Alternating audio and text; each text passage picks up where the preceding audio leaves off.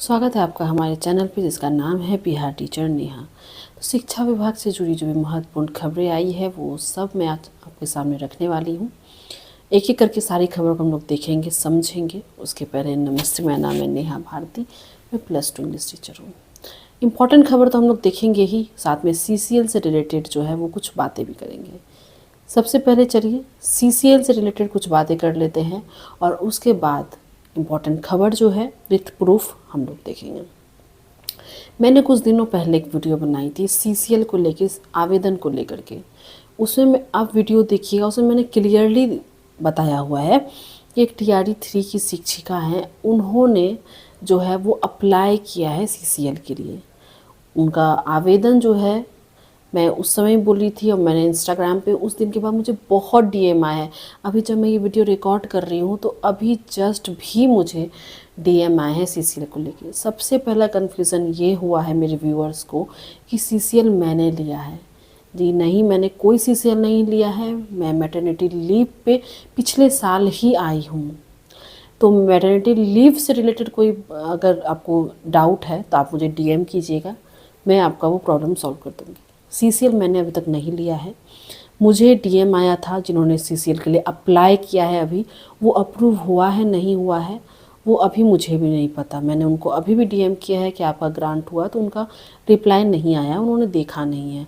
और मैंने आपके मैसेजेस देखने के बाद उनको आज से 10 दिन पहले ही DM किया था कि स्क्रीनशॉट के साथ कि देखिए मेरे व्यूअर्स काफ़ी परेशान हैं, छोटा बच्चा है वो CCL चाह रहा है, तो आप प्लीज़ एप्लीकेशन जो आपने लिखा था वो मुझे आप दे दीजिए। मैं उसको प्राइवेसी जो है ध्यान रखते हुए सारा आपका पर्सनल डिटेल्स उसको हाइड करते हुए मैं उसको शेयर करूँगी चैनल पर। उन्होंने हामी भी भरी थी। उन्होंने बोला था कि वो भेज देंगी, पर उन्होंने भेजा नहीं अभी तक। तो मैं बार बार एक ही चीज़ के लिए किसी को इंसिस्ट नहीं कर सकती कि आप भेजिए। पर मैं आपकी भी प्रॉब्लम समझ सकती हूँ कि आप लोग को CCL चाहिए, आपके बच्चे छोटे, या कोई भी रीज़न हो सकता है, आप लोग परेशान हो, मैं समझ सकती हूँ। मेरा बस आपसे यही कहना है कि CCL मैंने तो नहीं लिया, ये मैंने क्लियर कर दिया। CCL के लिए आपको आवेदन किसको लिखना है, ये लेटर निकला था सिद्धार्थ सर के टाइम पे ही। उसमें जिला शिक्षा पदाधिकारी है, पर एक जिन्होंने CCL लिया है, मैंने यूट्यूब पे वीडियो देखा था, वो जिला कार्यक्रम पदाधिकारी स्थापना को लिखी थी। तो ये चीज़ आप क्लियर कर लीजिएगा। कहाँ जाके मैं आपको गाइड कर देती हूँ, मैं आपको रास्ता दिखा देती हूँ, काम आप ही को करना पड़ेगा। देखिए, अगर आपको CCL चाहिए, CCL एक कैलेंडर वर्ष में आपको ज़्यादा से ज़्यादा 3 बार मिल सकता है, ज़्यादा से ज़्यादा 3 बार मिल सकता है, तोड़ तोड़ करके। ये बात आप ध्यान में रखिए। 3 महीने का भी मिल सकता है। अब कितना दिया जा रहा है वो मुझे नहीं पता है, मैं कोई भी बनावटी बात नहीं बोलूँगी। जितना मुझे नॉलेज है मैं आपको उतना ही बात बताऊँगी। एक साल में ज़्यादा से ज़्यादा 3 बार मिलेगा, शायद 3-3 महीना के लिए मिल जाएगी। आपको स्थापना में जाके पता करना पड़ेगा। जिस भी ज़िला में आप काम करती हैं तो उस ज़िला के स्थापना में जाइए, वहाँ जो भी कर्मी होंगे उनसे बात कीजिए और उनसे जानिए कि जिला शिक्षा पदाधिकारी को लिखना है, कार्यक्रम स्थापना को लिखना है, किसको लिखना है, वो बता देंगे। आप लिखिए, विषय CCL के संबंध में ऐसे दीजिएगा आप, और सारी बातें लिखिएगा कि आपको CCL क्यों चाहिए। मान लीजिए कि अगर आपका बेबी छोटा है, आपके पास कोई हेल्प करने के लिए नहीं है, तो वो चीज़ें उसमें मेंशन कीजिए, क्योंकि जब अधिकारी पढ़ेंगे वो एप्लीकेशन तो वो देखेंगे कि आपको कितना ज़रूरत है। मतलब कि अगर वो आपको आप CCL आप डिमांड कर रही हैं तो क्या सच में आपको CCL चाहिए, और वो ये भी देखेंगे कि कहीं आपके छुट्टी पे चले जाने से स्कूल में जो स्टडी है वो कहीं बाधित ना हो जाए। ये बहुत मेन है। गवर्नमेंट की तरफ से स्ट्रिक्टली कहा गया है कि पढ़ाई बाधित नहीं होनी चाहिए बच्चों की, बच्चे सफ़र नहीं करने चाहिए। तो आप उसमें सारी बातें लिखिएगा, स्पष्ट स्पष्ट, ज़्यादा लॉन्ग नहीं, शॉर्ट में लिखिएगा, लेकिन स्पष्ट क्लियर एकदम होना चाहिए। वो लिखिएगा, सब बातें उसमें लिख दीजिएगा। कब से कब तक आपको CCL चाहिए वो भी आप लिख दीजिएगा। पता कर लीजिएगा अधिकतम कितने दिन तक दिया जा रहा है आपके ज़िले में, या आपके ऊपर है, इतना सब कुछ पता करना पड़ेगा आपको। तो लिख दीजिएगा। HM सर से अपना फॉरवर्डिंग करवा लीजिएगा, अग्रसारित करवा लीजिएगा, उसके बाद स्थापना जाइएगा, स्थापना में जाके जमा कर दीजिएगा। ऐसे रूल तो है कि 7 दिन के अंदर अप्रूव करना होता है, फिर भी आप एक बार आप पूछ लीजिएगा। मैं अपने नॉलेज के हिसाब से बता रही हूँ। आपके ज़िले की स्थापना में वो लोग क्या इंस्ट्रक्शन देते हैं वो तो वहाँ जाने के बाद ही मिलेगा। तो यूट्यूब पे सीसीएल से रिलेटेड कहीं पे भी कुछ भी क्लियर नहीं है, पर मैं आपको सब चीज़ साफ साफ बता रही हूँ कि आपको एप्लीकेशन फॉरवर्डिंग करवाना पड़ेगा एचएम से, जाके स्थापना में जाकर के जमा करना पड़ेगा रीज़न के साथ। फिर वो लोग देखेंगे कि आपको छुट्टी देनी है कि नहीं देनी है।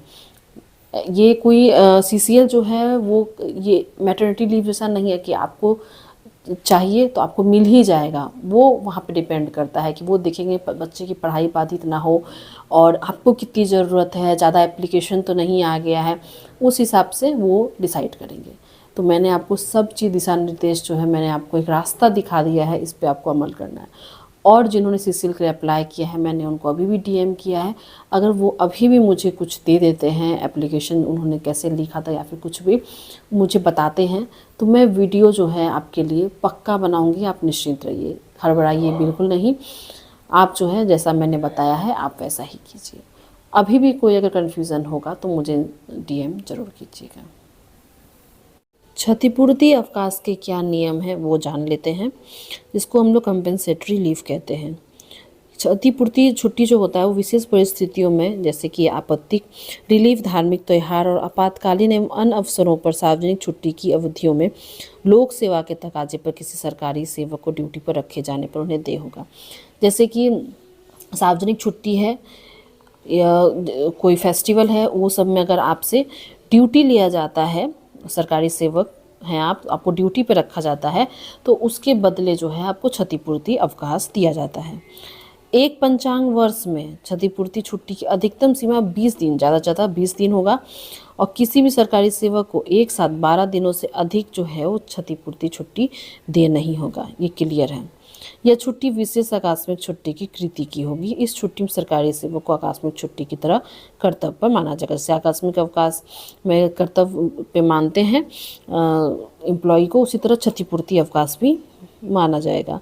और अधिकार होगा उन पदाधिकारियों को जिनको वर्तमान नियम के अनुसार आकस्मिक छुट्टी स्वीकृत करने की शक्ति प्रदत्त है। जो आपको आकस्मिक छुट्टी स्वीकृत करते हैं वही आपको क्षतिपूर्ति अवकाश भी करेंगे।